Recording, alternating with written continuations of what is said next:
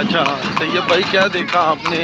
या बग्गी पे भी सफ़र कर रहे हैं और बड़ा मुस्कुरा रहे हैं, क्या कोई गर्मी में बहुत खुशी मिली है लाहौर आके? नहीं, वो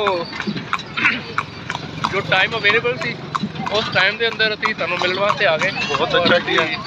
सोचा कि चलो बच्चों भी नाल लै जाइए, थोड़ा जिहा शहर घुमा लियाइए।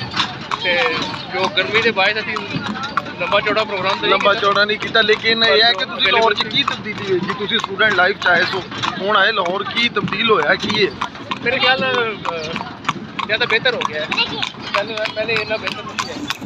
अच्छा, काफ़ी ज़्यादा सहूलत मौजूद ने। हुण आमदरफ्त भी आसान हो गई है। पहले मतलब पहले इन्नी सहूलत नहीं थी, सड़क भी इस तरह नहीं सन। हुण तो बाहरों दी असीं आए साढ़े घर फौरन पहुँच गए। जेडे बाग ने वो भी पहले तो निस्बत मैनूं ज़्यादा मतलब अच्छे लगे ने, यानी कि सफाई सुथराई चीज़ां कुछ ना कुछ संभालियां ने, बेहतर हो गया।